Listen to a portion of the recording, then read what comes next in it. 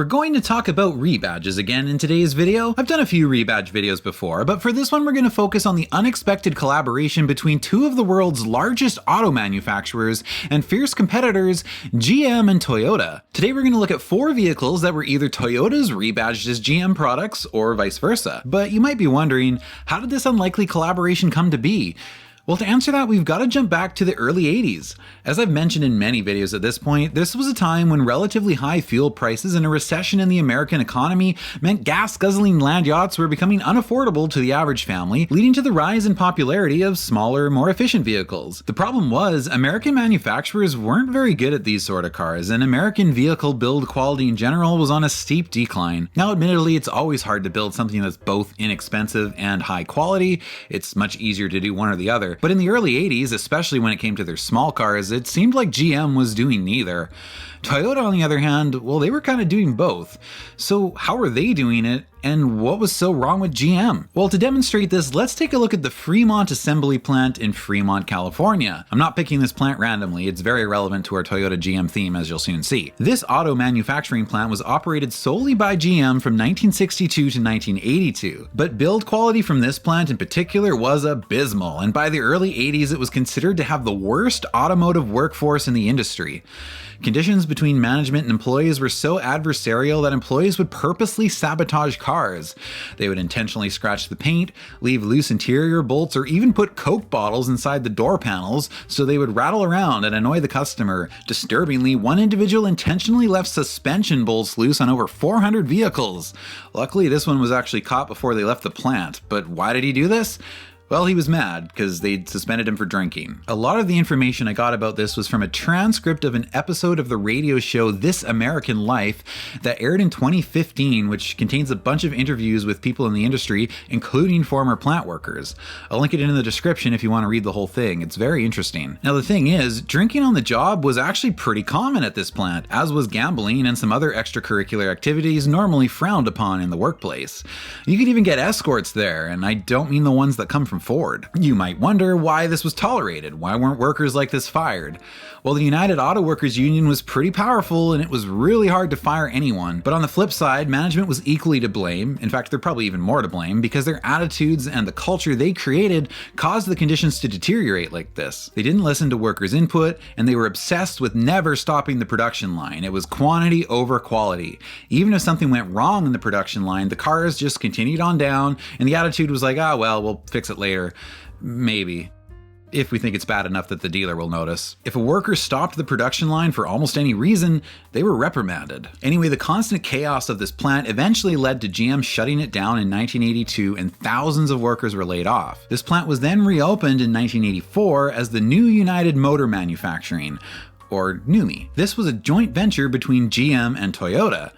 Now, GM's motivation for entering this agreement is pretty obvious. They couldn't build high-quality, fuel-efficient small cars that were profitable, and they were quickly losing market share to the Japanese. Some GM executives were smart enough to recognize this and saw the joint venture as a way to gain access to profitable small cars that they could sell, and also to learn about the Toyota production system. In other words, how come Toyota can do this and we can't? For Toyota, this factory gave them their first manufacturing plant in North America, which would allow them to get around restrictions and tariffs on imported vehicles, and also thought it could help them learn to navigate the American labor environment, which was quite different from Japan. When the plant reopened, the United Auto Workers Union insisted they rehired most of the same employees from the Fremont plant. GM was against this, but Toyota said, no, it's okay. We can fix them. I've heard that before, but it turns out Toyota actually kind of could. Toyota insisted, though, that the plant would operate very differently and none of the old seniority rules would apply. The workers were against this, but they really needed jobs, desperately, so they begrudgingly accepted, and Toyota sent many of them to Japan to work in their plants to learn automotive production the Toyota way.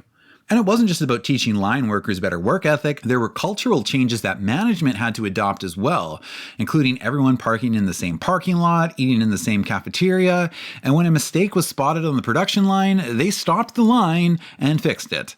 The emphasis was on teamwork and quality, with management actually listening to input from the workers. Turns out this approach worked, and when vehicle production restarted at the new NUMMI plant under this new culture, the workers actually began taking pride in the cars they were building.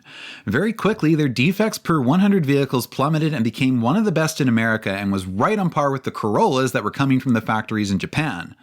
The first car built at this plant was the Chevy Nova. No, not that one, the 1985 one. What? Yeah, they probably should not have used that nameplate on a rebadged Corolla, but we'll talk about that in this next section, because the first car we're looking at today is the 5th generation Chevy Nova.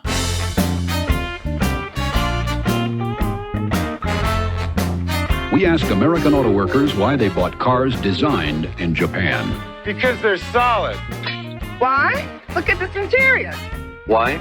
Well, every major part is inspected by people who care. Why? Because I helped build this son of a gun.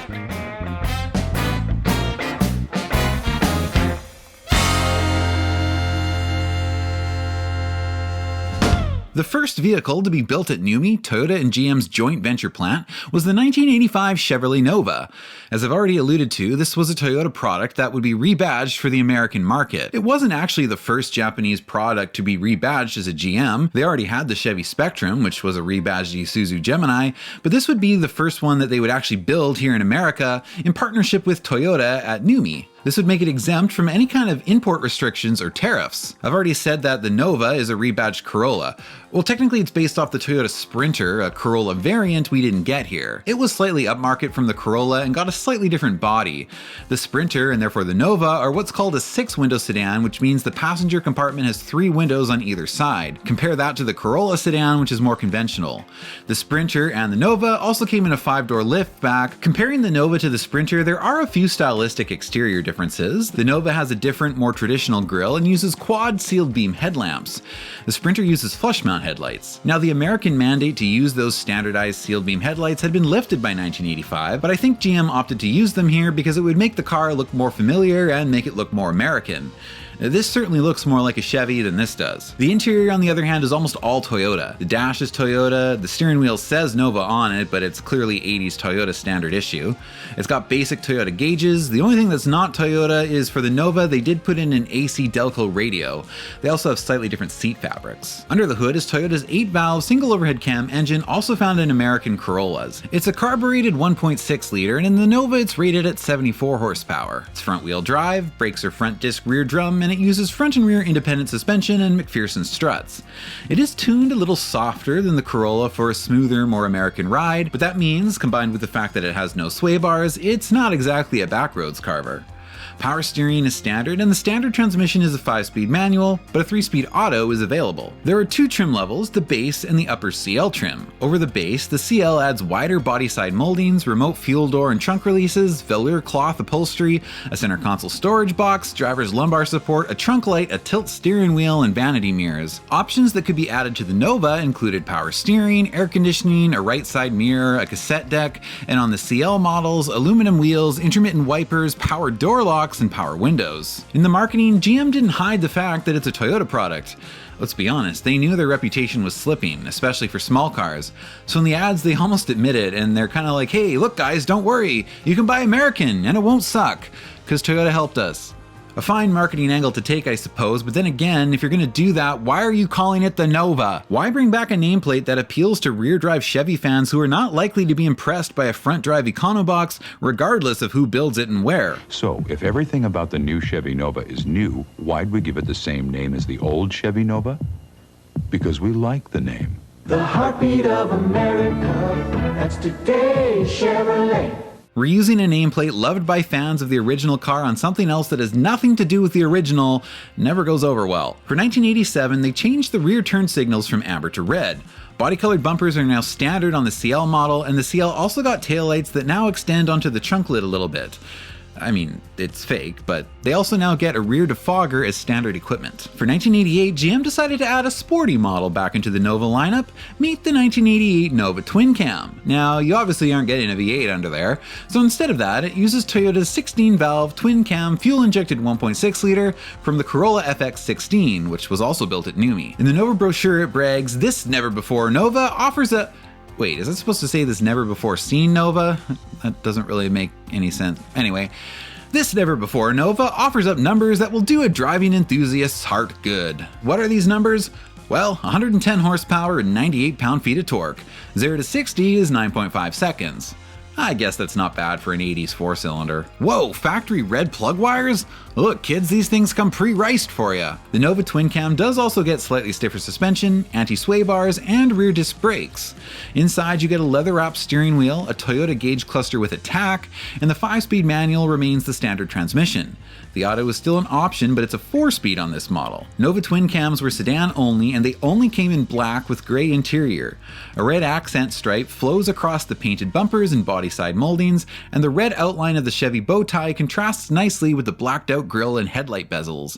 Twin cam models also get wider aluminum alloy wheels. All 1988 models get rear shoulder belts, and also for 88 they inverted the front turn signals. This would be the last year for the Nova. It sold okay, but it didn't do as well as GM had hoped. I think calling it the Nova was a huge mistake, but GM also correctly identified that by the late 80s there was a large segment of buyers who wouldn't even buy a 4-cylinder with a domestic badge anymore, regardless of where it was built. This led to GM coming up with the clever idea to rebadge all of their Japanese-based models under a new brand label that sounded like it could be a real import brand. This brand was Geo. And the next generation of GM's NUMMI-built rebadged Corolla would be sold as the Geo Prizm, and we'll talk about that one next.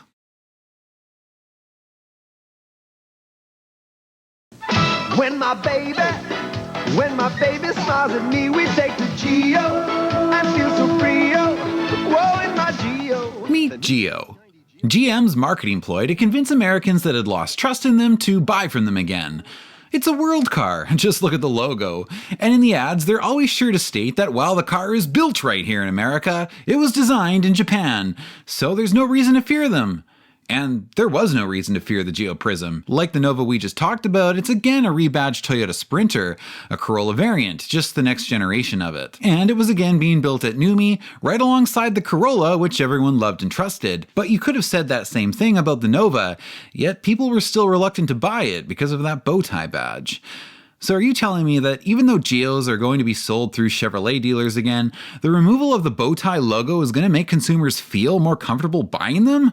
Is the average NPC really that dumb? There's a sign at Ramsett Park that says, "Do not drink the sprinkler water," so I made sun tea with it and now I have an infection. So yeah, I think this was a clever idea by GM, although a little embarrassing for them, that their product quality for small cars here had deteriorated so bad that they needed to invent a new brand to sell them. Anyway, like the Nova, the Prizm shares its body with the Sprinter, which means it's very similar to the Corolla, but again, it's a 6-window sedan.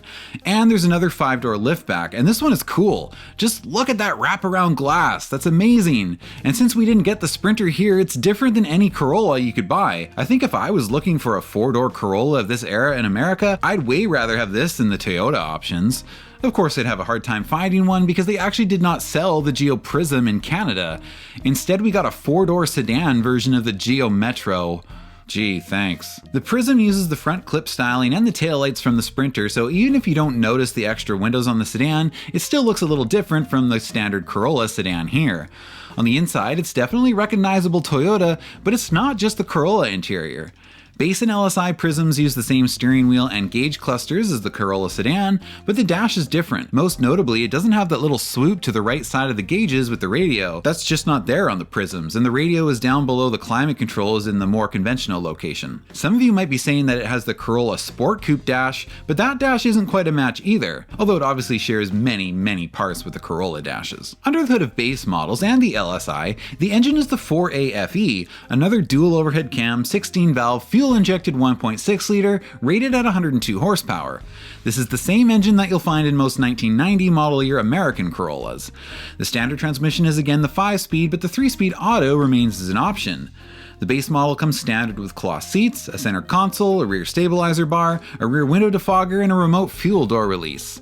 Upgrade to the LSI and you'll get an AM/FM radio, body-colored grille and bumpers, full wheel covers, split folding rear seats, a right side view mirror, and a rear window wiper on the hatch. Above that, there's a GSI trim taking the place of the Nova twin cam. It gets body-colored side moldings with some familiar red stripe accents, power steering, a rear spoiler, alloy wheels, front and rear stabilizer bars, four-wheel disc brakes, and under the hood, the higher output 4A GE engine from the Corolla Coupe GTS. It puts out 130 horsepower and, like the Nova twin cam, is either paired with the 5-speed manual or the 4-speed auto. Inside the GSI it gets different seats, the 3-spoke steering wheel, and a different gauge cluster which not only adds attack but also an oil pressure gauge. This one's a pretty cool Geo, not gonna lie. Options like air conditioning, a power sliding steel sunroof, a cassette deck, power steering, power locks, a digital clock, remote trunk release, and the right side mirror are available options to all models. A tilt steering wheel, power windows, intermittent wipers, and cruise control are available to LSIs and above. For 1991, they added a tachometer cluster as an option to LSI models. This first generation Prizm ran for only 3 model years since it started in the middle of the E90 Corolla's run. For the final 92 model year, they discontinued the hatch, which is a little disappointing since I think that was the best model. I mean, this is just way cooler than any 4-door Corollas you could get in America, especially that GSI.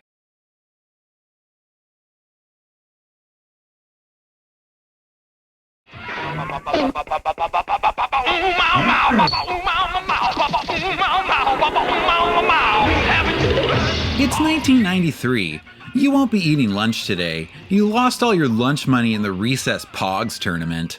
It's pretty unfair. You never got the chance to earn your money back because the teachers cut the game short. Apparently gambling at school is frowned upon. What's the big deal? Grandpa says he used to gamble at work. Anyway, the family just got a new car. We were gonna get a Corolla, but Grandpa said we would be traitors if we bought a Japanese car. So instead we got something called a Geo Prizm. Grandpa seems to like it, but for some reason Mom and Dad said to never pop the hood in front of him. 93 brings us a brand new Corolla and a brand new Prizm. Unfortunately, for the Geo, it's a sedan only now, no more cool liftback, and it's not even a 6-window sedan anymore, but neither is the Sprinter. The Prizm again uses the Sprinter's front fascia, which helps differentiate it from the Corolla. The taillights are actually unique from the Corolla or the Sprinter. Well, kind of. One other difference is the Corolla gets foldable mirrors, the Prizm does not. There are some more differences inside. It uses the same basic dash, but the center stack is different. The AC Delco radio and the climate controls in the Prizm come from GM's parts bin and are pretty different from what's in the Corolla. The standard gauge cluster is the same, but if you upgrade to the optional tachometer gauge cluster, those clusters differ between the models. A driver's airbag is standard. I notice now on the Geo logo, GM has slipped a little bow tie back in the middle of it. We know this isn't really a Chevy, but it keeps Grandpa happy when we take him for a drive in it. There are only 2 trim levels this time, base and LSI, no more sporty GSI trim. The base comes standard with body-colored bumpers, remote fuel door release, and 14-inch styled steelies. It is pretty basic, and a rear window defogger is optional again. The LSI gives you full wheel covers, a right side mirror, a tilt steering wheel, upgraded cloth seats, and split folding rear seats. If you want the AC Delco radio, that's an option, but you can upgrade it to a cassette player or a CD player as well. Other options available to both models include ABS, air conditioning, power steering, the tachometer cluster, power door locks, intermittent wipers, power mirrors, and the automatic transmission. Options exclusive to the LSI include power windows, alloy wheels, the remote trunk release, an electric sunroof, and cruise control. If you're a fan of this Corolla generation, you might know that depending on trim, it was available with either a 1.6 or a 1.8 liter engine. On the Prizm, both models come standard with the 1.6 liter, but on the LSI you can optionally upgrade it to the 1.8. The 1.6 liter is the 4A FE and it makes 105 horsepower. Upgrade to the 1.8 liter 7A FE and you're bumped up to 115 horsepower and 115 pound-feet of torque. If you get the automatic option, it's the 3-speed for the 1.6 liter and the 4-speed for the 1.8. A rear stabilizer bar is an option available only in conjunction with the 1.8 liter engine, and brakes are front disc rear drum regardless of whether you get ABS or not. Not much changes for 94 except a passenger side airbag is added as standard. I found this section of the 95 brochure a little funny where it says, "Lately, more and more people have been trading in their Hondas, Toyotas, and Nissans for a Prizm and loving it. 96% of Prizm owners who traded in an import would recommend Prizm to a friend." Well, yeah, Because the Prizm is a Toyota. Oh, what did you say? Nothing, Grandpa. I'm just talking about how much I love my Chevy. Oh, good boy. It seems like in the marketing for this generation, they weren't really doing the whole, oh yeah, this is a Toyota joint project thing anymore. In fact, I even found a 94 GM ad where they compare the Prizm to the Corolla and literally take shots at the Corolla. Not again. What? You don't like comparing the Toyota Corolla to the Geo Prizm? What's to like? Well, the Prizm has dual airbags, 5-speed with overdrive. They do say in the ad that it comes off the same assembly line, but then point out that the base Prizm is $1,200 less. Just like the Corolla. But let me guess, they come off the same assembly line, and Prizm's $1,200 less. That's more than last time. Apparently GM has no problem biting the hand that feeds them. But then again, back in the day, GM used to do this kind of thing between their own divisions as well. But seriously, did the average buyer not know that these were the same car back then? Probably. I mean, some people really do zero research when buying a new car.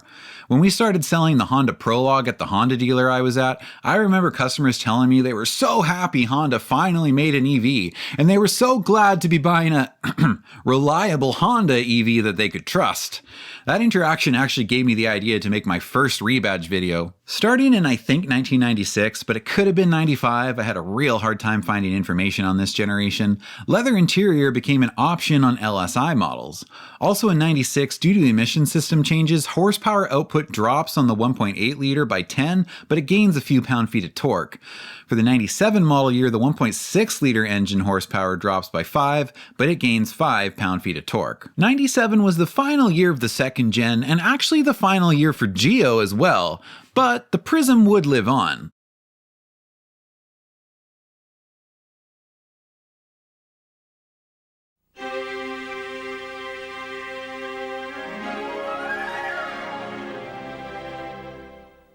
If you got rid of everything in your life that's less than perfect, doesn't quite work, or doesn't always live up to your expectations. It's 1998, and there's one more generation of the Prizm. After 97, GM merged the Geo division back with Chevrolet. Hopefully by now, people weren't so scared of that bow tie badge. It's pretty funny, in a training video I found, they continue to take shots at import brands and the Corolla. They're like, yeah, stupid Toyota, the Chevy Prizm is way better. All Prizms come with air conditioning standard. That's not the case with two competitors. With Honda Civic DX or Toyota Corolla CE, you have to pay extra for air conditioning. In fact, it doesn't even use the Sprinter front end anymore, so from the front, it's so clearly a Corolla. The bumper is slightly different. That's about it. That bow tie badge can't be fooling anyone anymore. Can it? Well, it's probably fooling some people, actually. That's right, Grandpa. I liked my old Chevy so much, I bought another one. Ah, good boy. The taillights are different, and they kind of remind me of the Chevy Malibu. Inside, the Prizm continues to be very similar to the Corolla. Both instrument clusters this time, whether or not you get the optional TAC cluster, are shared with the equivalent Corolla. It also uses the same climate controls this time, but in the Prizm, they're located above the AC Delco radio, as opposed to the Corolla, which has the radio on top and a different bezel and climate vents. The demographic buying Prizms by this point was split 60-40 in favor of women, but it seems like most of the ads and promotional videos were really focusing on targeting women.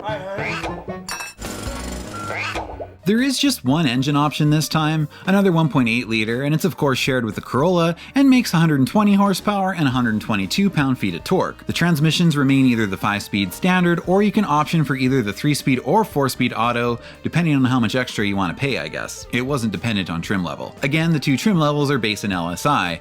Base models now come standard with a right side mirror, intermittent wipers, a remote trunk release, and a rear stabilizer bar. LSI trims add power mirrors, power door locks, remote keyless entry, upgraded cloth, and the 60/40 folding rear seat. Again, there are different radio options for both models, and ABS, AC, and cruise control can be added to both models. Power windows, a tilt steering wheel, and a handling package which includes wider tires and a front stabilizer bar can be added to the LSI. 14-inch alloy wheels are also optional to the LSI. This Prizm was actually called out by Consumer Reports for having sloppy emergency handling, so for $99 the front stabilizer bar was added as standard. In 2000, along with the Corolla, the engine got Toyota's VVT-I variable valve timing, which increases horsepower up to 125. AC, a 4-speaker AM/FM radio, and full wheel covers became standard on the base model for this year, and the LSI gained power windows, the rear defroster, and the tachometer gauge cluster as part of its standard equipment list. For the final 01 and 02 model years of the Prizm, there weren't really any changes, except for the mandated addition of an in-trunk emergency release handle in 01, and for that year they also repositioned the child seat anchors. As it turned out, this generation didn't sell well. In fact, neither did any of the former Geo models now selling under that Chevrolet badge. It turned out, people still were a little afraid of that bow tie. When it came time to replace the Prizm, GM tried a different badge, and the Pontiac Vibe succeeded the Prizm in 2003. The Vibe was also built at NUMMI, and it's essentially a Toyota Matrix. But since the Matrix has been requested a fair bit, I think I'll save talking about the Vibe for a designated Toyota Matrix video, and we'll cover the Toyota Volts there too. I did promise though that we would look at a GM product that's rebadged as a Toyota, so up next let's talk about a vehicle that's the flip side of what we've looked at so far, a Chevy with a Yoda badge. Introducing the dependable, secure, well-built, highly affordable, brand new Chevrolet Prizm. Relax.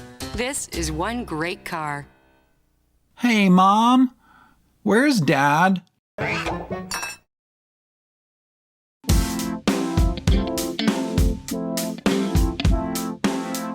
I'm sure everyone watching remembers the 3rd gen Chevy Cavalier. Sold from 1995 through 2005 in North America, it was a pretty popular model in its day, as was its Pontiac sibling, the Sunfire. I'm sure you remember seeing it on the road, and many of you probably at least knew one person that owned one. But did you know that starting in 1996, the Cavalier was exported and sold in the Japanese market through Toyota? It's about as straight of a rebadge as you can get. They didn't even change the model name, it's literally just called the Toyota Cavalier. This is probably because Toyota wasn't trying to hide that this was an American car. In fact, this might surprise you, but they actually leaned in on that in the marketing. While the Toyota Cavalier wasn't a direct result of the NUMMI agreement, nor was it built at the NUMMI plant, it was part of their wider effort to avoid additional restrictions on their exports. It's almost like Toyota was saying, all right, America, we'll import one of your cars here and we'll be real patriotic about it. Toyota sold both the 2-door and 4-door versions of the Cavalier, and cosmetic differences are very minor, but there are a few changes done to meet Japanese regulations and consumer tastes. The Toyota version has different wheels, amber turn signals on the rear, and front fender side marker lights. They also have power folding mirrors, a feature that was pretty common on Japanese models by the 90s. Toyota Cavaliers got leather wrapped steering wheels, shift knobs, and parking brakes, something I don't think American Cavaliers had, at least none that I've ever seen.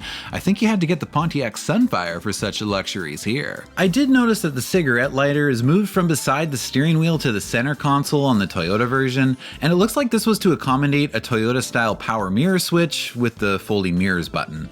They also moved the hazard switch from the top of the steering wheel to there as well. Aside from that and those few touches of leather, the Toyota Cavalier pretty much just gets a mirrored version of the American interior, although allegedly the pedals are longer and the seats are narrower. So read into that what you will. Initially there were 3 different models: the base 2.4 sedan, the step up which was the 2.4G, and the coupe which was sold as the 2.4Z. Later they added a base coupe model as well, known as the 2.4S. In Japan, the Cavalier was only sold with the 4-speed automatic transmission, and the engine was GM's 2.4-liter LD9 engine. It makes 150 horsepower, and it's not exactly known for reliability. As such, these vehicles were not received well by the Japanese public. They did not think the car was up to their domestic build quality standards, and frankly, they were right. The Cavalier wasn't built at the NUMMI plant. Maybe it should have been. It also didn't help that the 2.4-liter displacement of the Cavalier subjected it to higher insurance costs and taxes over most other vehicles in its class. These taxes and regulations are why so many JDM vehicles have displacements of 2 liters or less. Although Toyota had set a target of selling about 20,000 units a year, they only managed to sell just over 37,000 units during its entire run, which ended midway through 2000. And it's not like Toyota didn't try to sell it. They made a TRD version of it with a body kit, and they even raced them in the All Japan Grand Touring Championship. Although for the race car version, they ditched the LD9 for Toyota's 3S GTE engine. You know, the one from the MR2. Of course, in the Cavalier, it was placed up front. Imagine being a Japanese Nissan driver in a Skyline and getting passed by a Chevy Cavalier. I mean, I know it had a Toyota engine in it, but still, that had to boil their blood. But despite their best marketing efforts, this GM-built Toyota just wasn't cutting it in Japan, and so midway through the 2000 model year, they discontinued it. As we know over here, the Chevy Cavalier was sold for 5 more years until 2005 and received 2 facelifts, one for the 2000 model year and one for 03. The Toyota Cavalier did get the 2000 model year facelift with new front and rear bumpers and slightly revised headlights and taillights. Toyota decided to change the turn signal lenses from amber to clear with this update because that's the Japanese manufacturer's favorite thing to do when it comes to mid-model updates. Because this refresh was done for the 2000 model year, which only sold for half the year in Japan, these versions are very rare to see. So that's the Toyota Cavalier, a pretty strange one no doubt. A GM-built product sold through Toyota, arguably at their peak at the time, while GM was definitely not at their peak. GM wasn't able to duplicate the culture and therefore the success of their NUMMI plant operations into their other plants in America, at least not for 20 years or so. Apparently management was resistant to the positive changes. What else is new? In 2009, as we know, GM had serious financial trouble and axed the Pontiac brand. With no more Pontiac vibe to build at NUMMI, GM ended up pulling out of the joint venture, and this led to Toyota shutting the NUMMI plant down in 2010.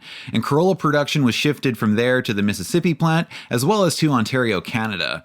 At the end of 2010, the NUMMI plant was sold to Tesla, so it looks like it's back to producing pieces of junk again.